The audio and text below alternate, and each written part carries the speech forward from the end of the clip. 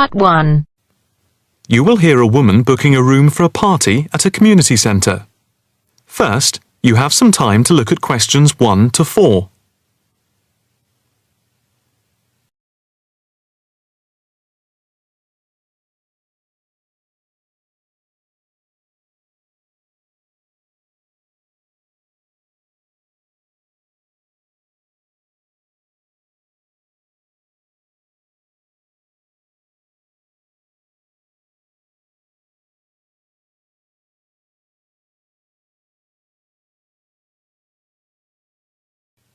Listen carefully and answer questions 1 to 4.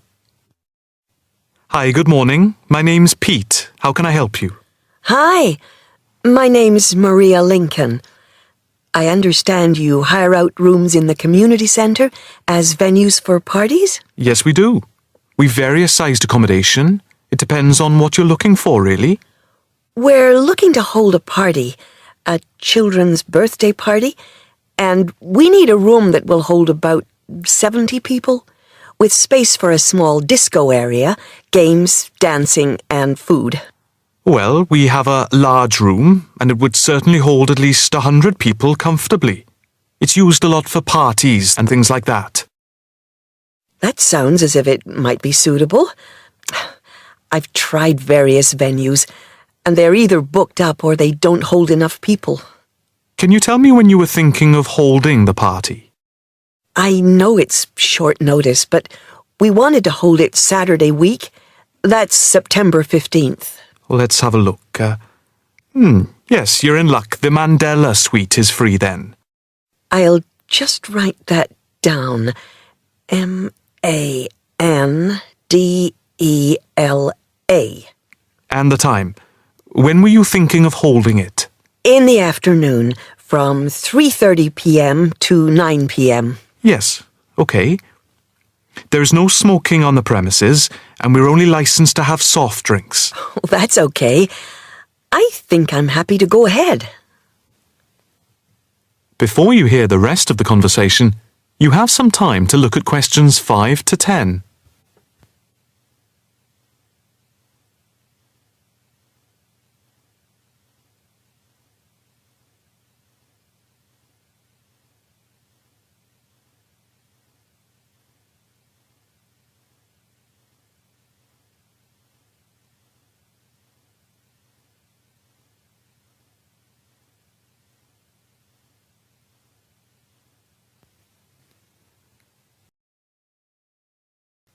Now listen and answer questions 5 to 10.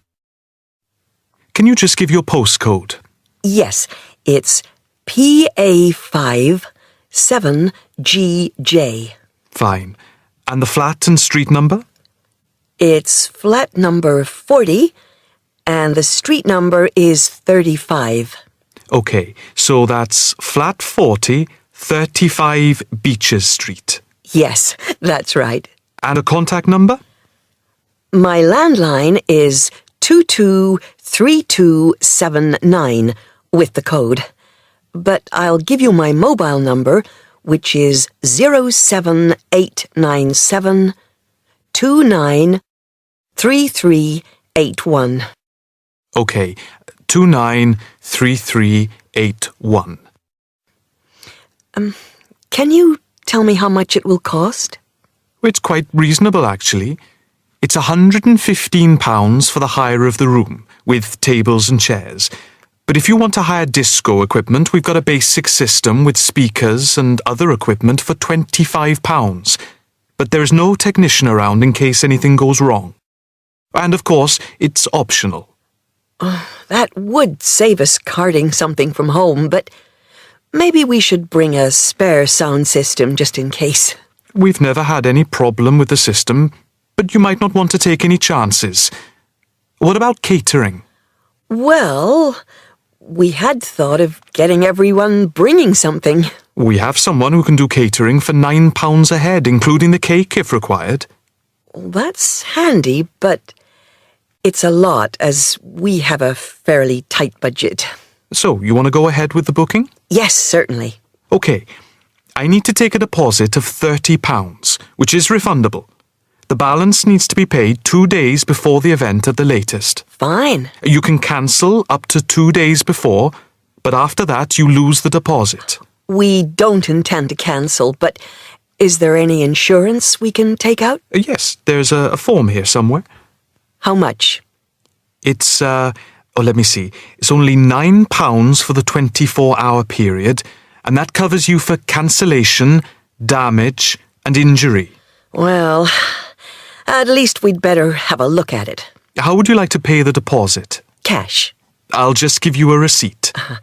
There you are. 10, 20, 30. £30. Maria Lincoln. Thank you very much. I'm really glad I found somewhere. We have been trying to book a place for the past 2 weeks, so thank you again, and bye for now. That is the end of part 1. You now have half a minute to check your answers.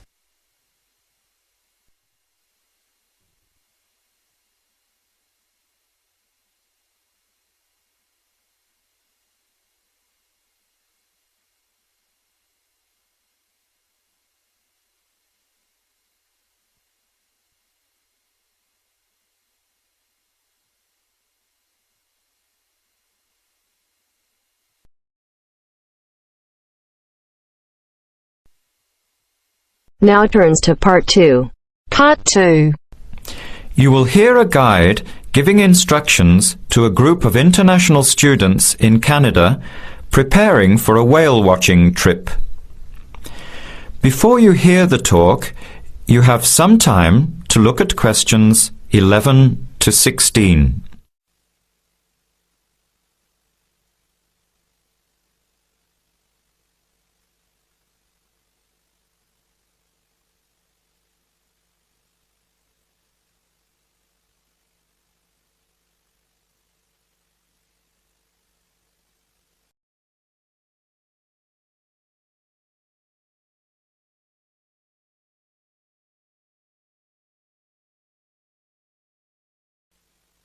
Now listen carefully to the first part of the talk and answer questions 11 to 16.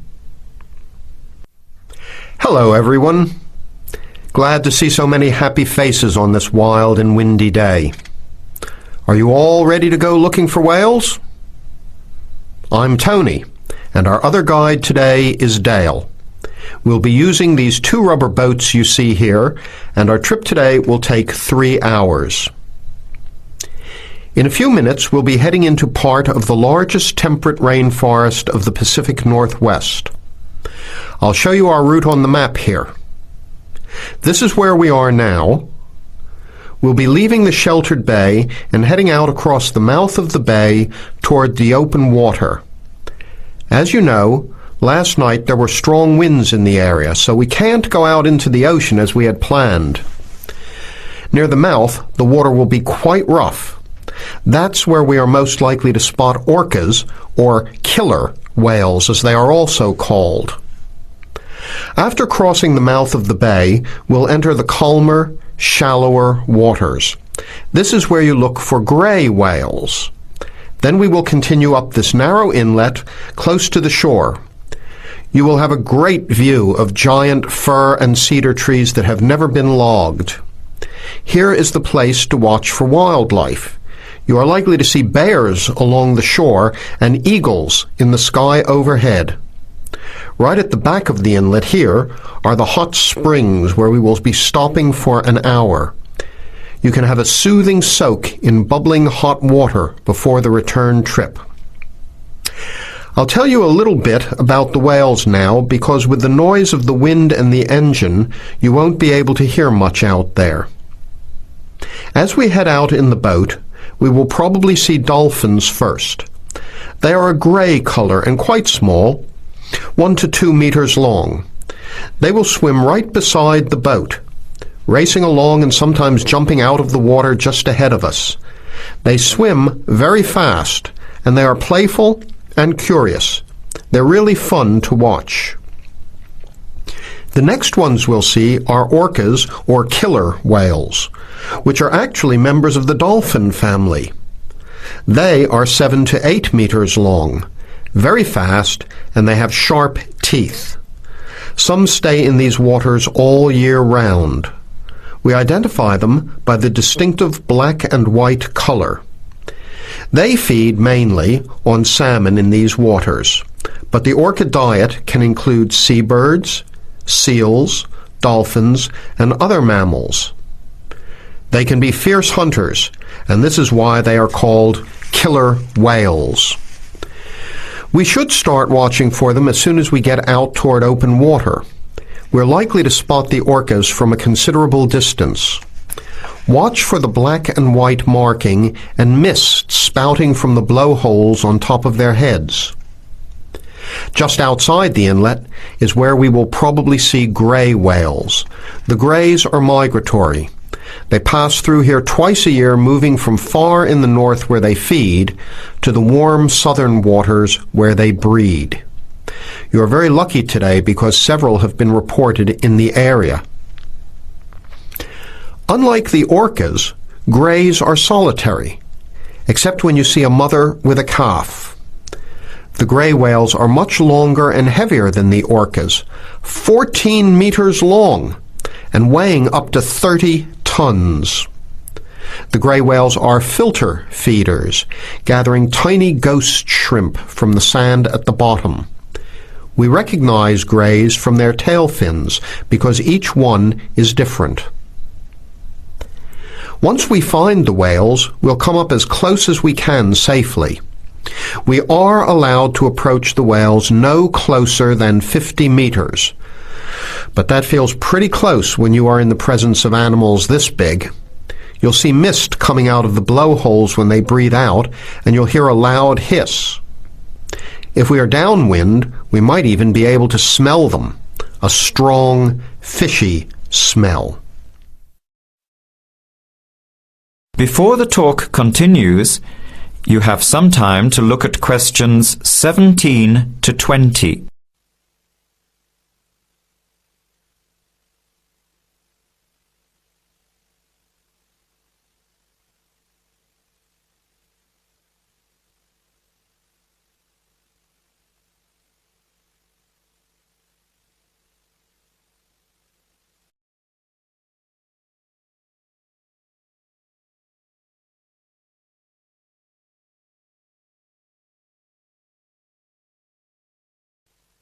Now, as the talk continues, answer questions 17 to 20. Now, for just a few words of caution. It will be quite bouncy out there, especially in the front of the boat. If you want a smoother ride, stay in the middle of the boat, close to the engine. Hold on to the ropes and keep an eye on any big waves. Be alert so you don't get thrown out of the boat. In case of an emergency, you are all wearing survival suits. They'll keep you warm and dry in or out of the water. They are bright orange for visibility. The water temperature is around 8 degrees. Without these suits, you would only last a few minutes in this cold water. With these suits, your survival time is increased dramatically. They will keep you upright in the water even if you can't swim. But we don't expect anybody to end up in the water, so don't worry. Now, are there any questions? I'm afraid of getting seasick. Right. I was just coming to that. If you think you might get seasick, take one of these patches and put it on your arm at the wrist, like this. It works on pressure points of the body and will relieve seasickness without the drowsiness you can get from pills. Are there any other questions? All right then, let's start loading up the boats. We leave in 5 minutes. That is the end of part 2. You now have half a minute to check your answers.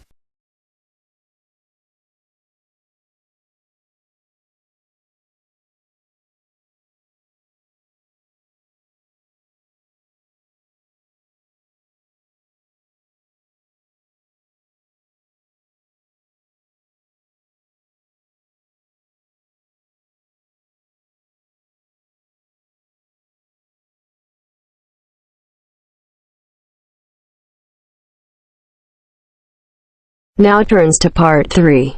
Part 3. You will hear a student, Penny, talking to two friends, Ray and Louise, about a television competition Ray has entered called Travel Documentary. Before you hear the conversation, you have some time to look at questions 21 to 26.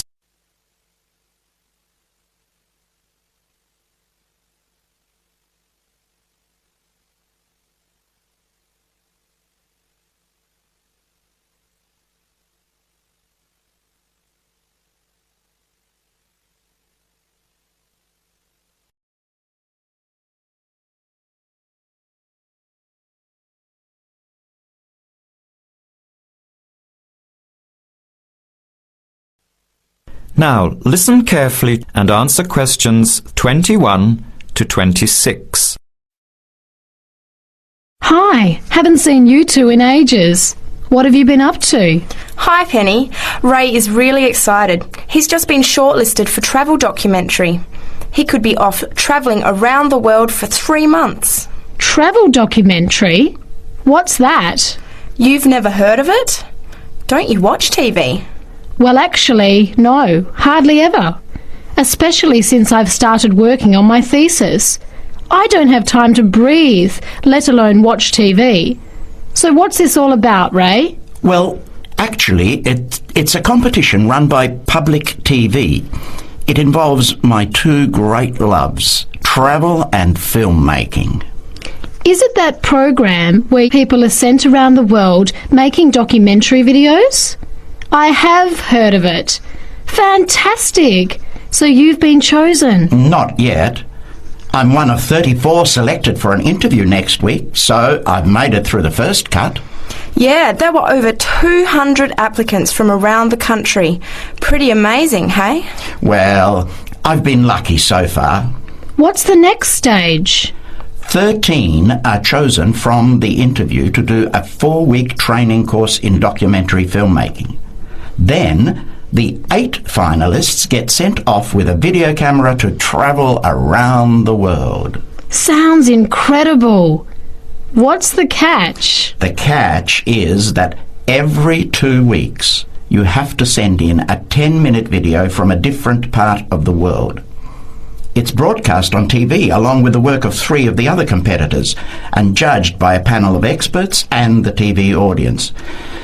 So you're under a lot of pressure. Wow, I guess so.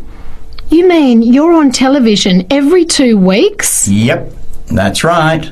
But first I have to be selected. Do you have to have any filmmaking experience to apply? Some background in photography or video making helps, but you're not supposed to be an expert. In fact, you can't apply if you've already worked in filmmaking. We all get the same 4-week course, so we start with the same skills. Can you go anywhere in the world you want? Each competitor makes up his or her own travel plans and has to get them approved. Before the conversation continues, you have some time to look at questions 27 to 30.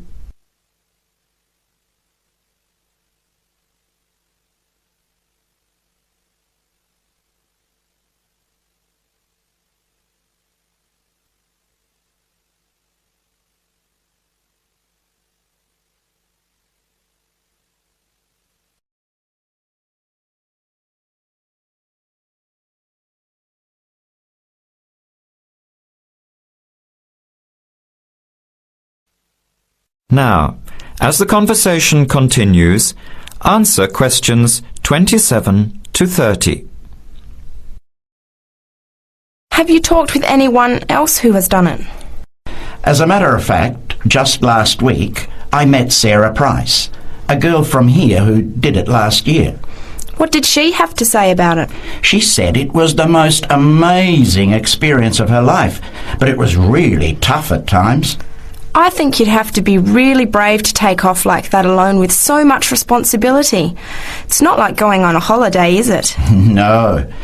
2 weeks in a country, often where you can't speak the language, to find a story, film it, organise all the editing. Then you're off to a completely different part of the world to start all over again. Pretty exhausting, but exciting too. What a way to see the world. What about Sarah Price? Did she have any bad experiences? She said the worst part was when she got some mysterious fever in Mongolia and thought she might have to be sent home. Fortunately, it got better, but she said it was scary to feel really ill when you're alone so far away. So what made you want to apply? When I saw the program on TV a while ago, I thought, this is for me. I've always wanted to travel, but needed to work for a year before I could even think about it. Then a new series started up. I thought, now's my chance. Don't you think you'll be lonely? I don't think I'll have time to be homesick. I'm more worried about having too much to do and not enough time to get things organised. So we might be watching you on television in the next few months. I hope so, if I'm lucky. When will you know for sure? They choose the final 8 in March. A month later, you're on your way. So do you have to pay anything? Nothing. It's all paid for. Course, camera, flights, accommodation and in-country travel. The budget is pretty tight though. No extras. I sure hope you get it. Then I'll be finding time to watch at least one program on television every week. That is the end of part 3. You now have half a minute to check your answers.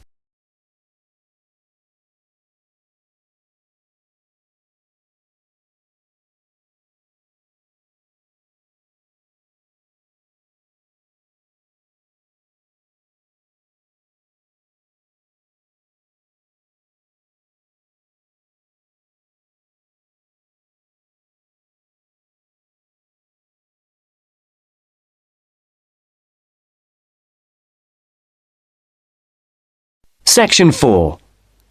You will hear a talk on bullying in the workplace given by a university lecturer to a group of students. First, you have some time to look at questions 31 to 33.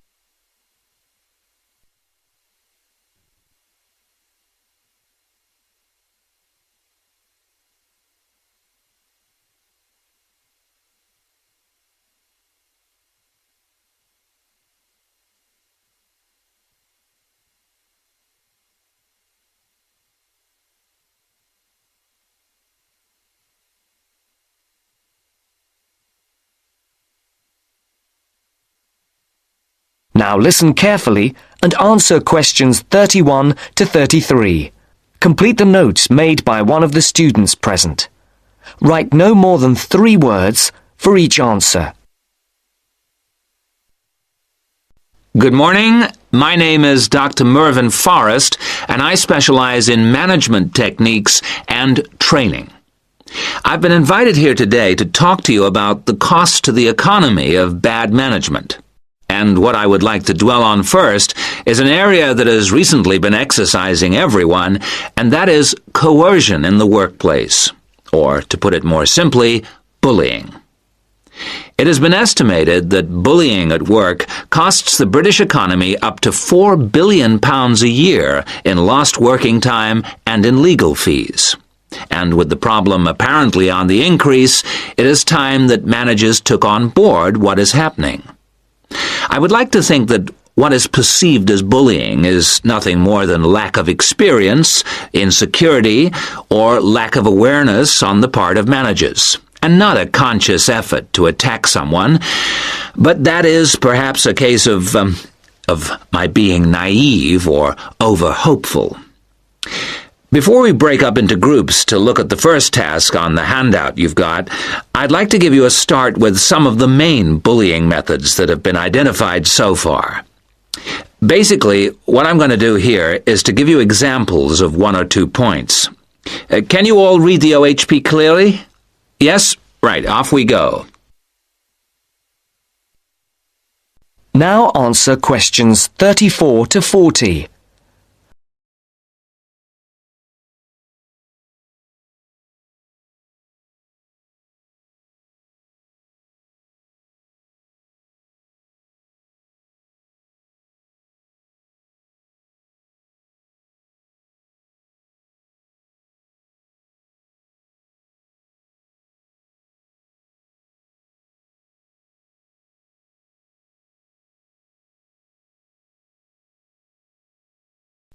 As you listen to the talk, complete the notes made by one of the students present. Now listen carefully and answer questions 34 to 40. The first item on the list is giving people tasks which managers themselves cannot do and which are therefore impossible to achieve.